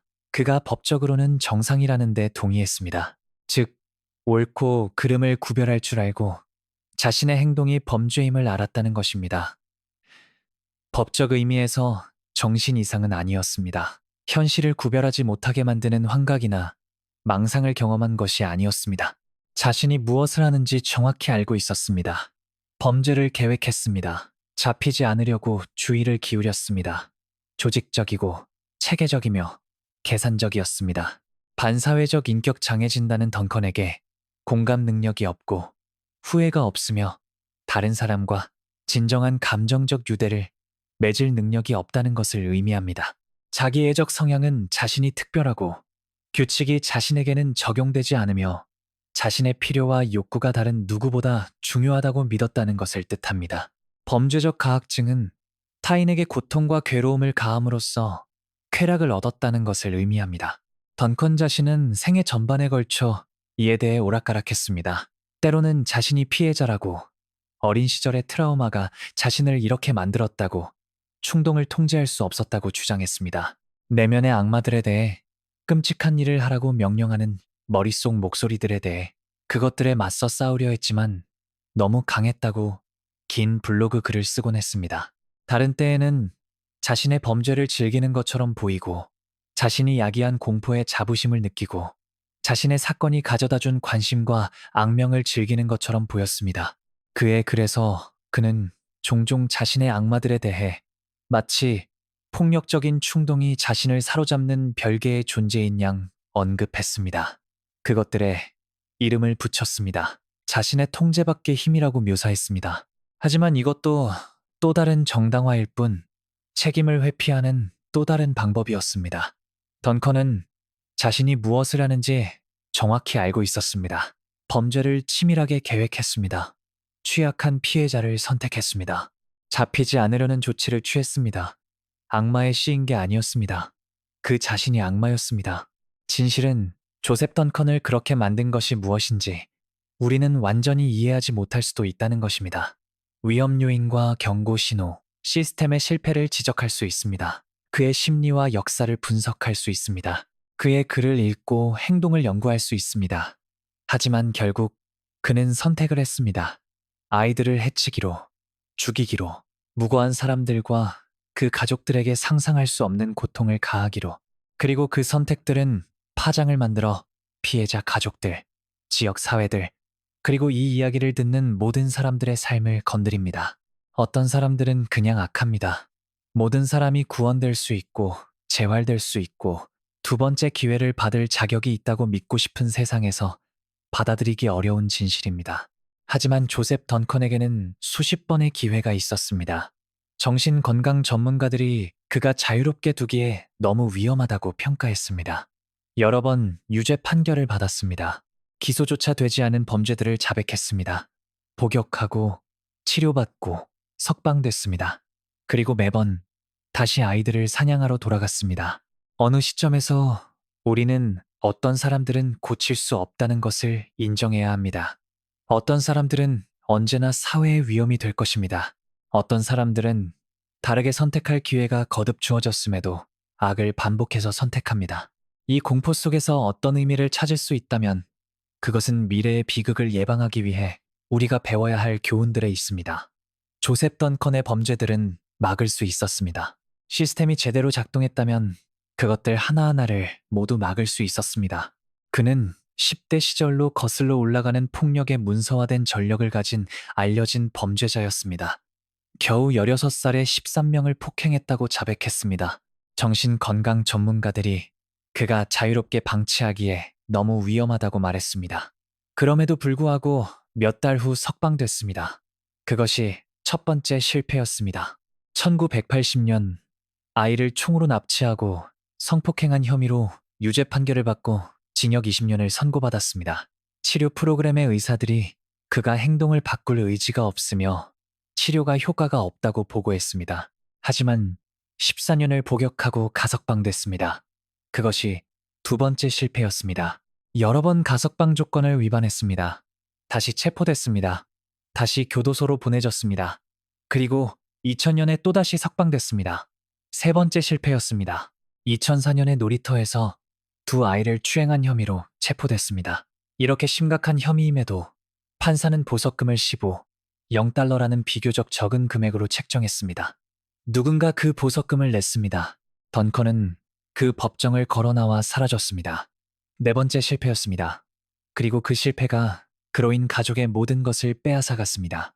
우리에게는 아이들을 상대로 한 범죄를 진지하게 받아들이는 사법 시스템이 필요합니다. 새로운 혐의에 직면한 광범위한 전력을 가진 등록 성범죄자들에게 보석이 허가되어서는 안 된다는 것을 이해하는 판사들이 필요합니다.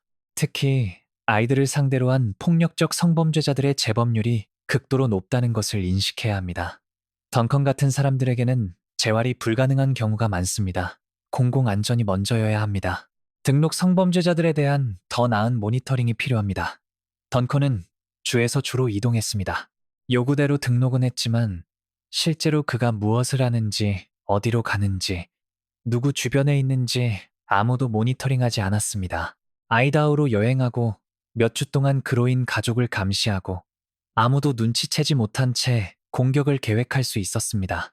등록 시스템은 위험한 개인들을 실제로 추적하고 감시하는 데 사용될 때만 유용합니다. 관할권 간에 더 나은 소통이 필요합니다. 2004년 미네소타에서 체포됐을 때 워싱턴의 누군가에게 통보됐을까요? 누군가 그를 카르멘과 세미조의 미해결 살인 사건과 연결시키려 했을까요? 누군가 그의 이동 패턴을 파악하고 아이들을 대상으로 한 미해결 범죄들과 대조해봤을까요? 우리가 아는 바에 따르면 아닌 것 같습니다. 법 집행기관들은 정보를 더 효과적으로 공유해야 합니다. 또한 들어야 합니다. 던컨은 자신의 의도를 블로그에 썼습니다. 폭력적인 환상을 공개 웹사이트에 문자로 기록했습니다. 아이들을 납치하고 성폭행하고 살해할 계획에 대해 썼습니다. 만약 누구라도 등록 성범죄자로서 그를 감시하고 있었더라면 그 블로그 게시물들을 읽고 유죄 판결을 받은 아동범죄자가 공개적으로 더 많은 범죄를 저지를 계획에 대해 논의하고 있다는 것을 당국에 알렸더라면 그로 인 가족은 살아있을 수 있었습니다. 경고 신호들을 외면할 수 없습니다. 사람들이 관심을 끌려고 과장하거나 그냥 하는 말이라고 가정할 수 없습니다. 위협을 진지하게 받아들여야 합니다. 너무 늦기 전에 가지고 있는 정보를 바탕으로 행동해야 합니다. 그리고 생존자들을 지원해야 합니다. 샤스타 그로이는 자신의 이야기를 나누는데 믿을 수 없이 용감했지만 그래야만 해서는 안 됩니다. 트라우마 없이 평범한 삶을 살 수 있어야 했습니다. 폭력 생존자들을 위한 더 나은 정신 건강 자원이 필요합니다. 더 나은 지원 시스템이 필요합니다. 재트라우마가 아닌 치유에 도움을 주는 트라우마 인식 돌봄이 필요합니다.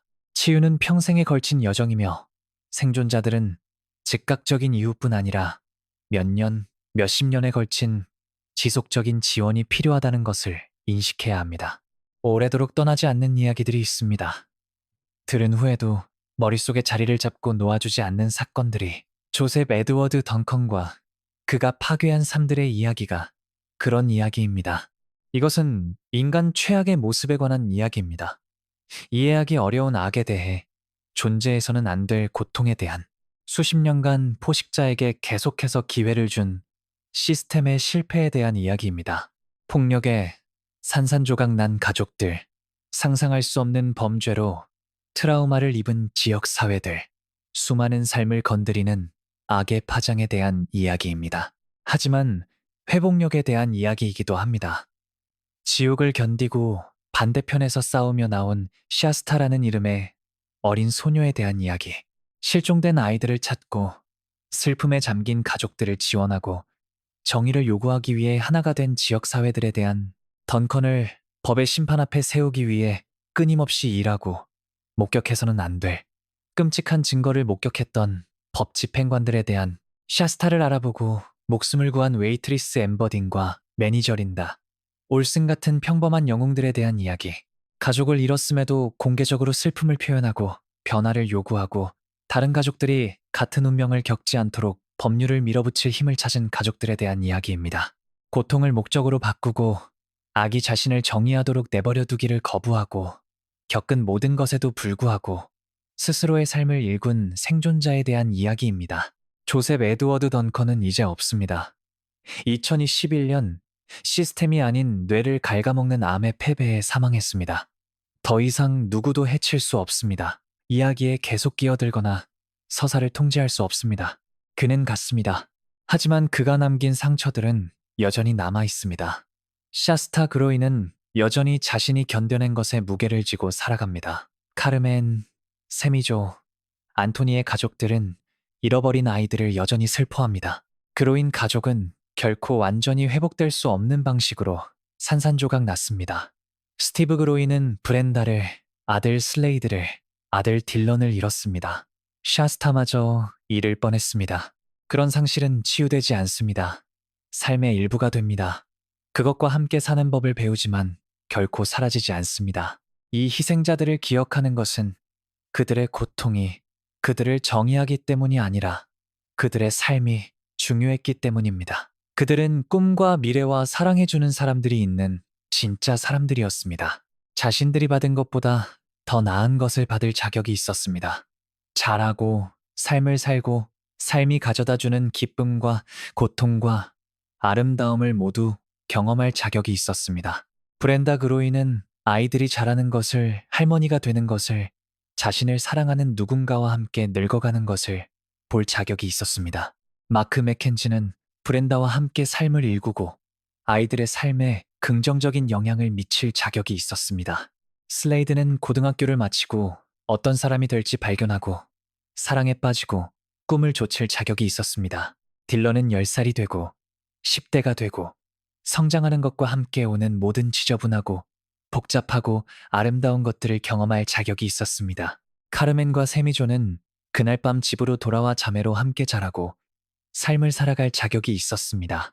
안토니는 용기 있는 사람으로 칭찬받고 남동생을 구한 것에 대해 영웅 대접을 받고 어른이 되어 자신의 이야기를 직접 들려줄 자격이 있었습니다. 그들은 그런 자격이 있었습니다. 하지만 받지 못했습니다. 조셉 던컨이 그것을 빼앗았습니다. 그리고 그것을 막았어야 할 시스템이 반복해서 실패했습니다. 그러므로 우리가 할 수 있는 최소한의 일은 그들을 기억하는 것입니다. 그들의 이름을 말하는 것입니다. 그들의 삶이 중요했다는 것을, 그들의 죽음이 중요하다는 것을, 그들을 위한 정의가 중요하다는 것을 인정하는 것입니다. 그리고 그들의 이야기에서 교훈을 얻어 미래의 비극을 예방하기 위해 노력하는 것입니다. 브렌다, 마크, 슬레이드, 딜런, 카르멘, 세미조, 안토니, 그들을 기억하십시오. 그리고 다시는 이런 일이 일어나지 않도록 하기 위해 무엇이든 해야 한다는 것을 기억하십시오. 이것이 그들에 대한 우리의 약속이어야 합니다. 그것이 그들의 기억에 대한 우리의 경이어야 합니다. 그것이 그들의 삶과 죽음에서 어떤 의미라도 찾는 유일한 방법입니다. 그리고 샤스타에게 아직 살아있고, 아직 싸우고, 아직 앞으로 나아가고 있는 당신에게 당신이 살아남았을 뿐 아니라 목소리가 됐다는 것이, 고통을 목적으로 바꿨다는 것이, 당신을 정의하려 했던 것에 의해 정의당하기를 거부했다는 것이, 그 모든 것이 기억될 것입니다. 데니스 식당 부스에 앉아있는 8살짜리 소녀. 물었을 때 자신의 이름을 말한 소녀. 당신은 내가 들어본 것 중 가장 용감한 사람입니다.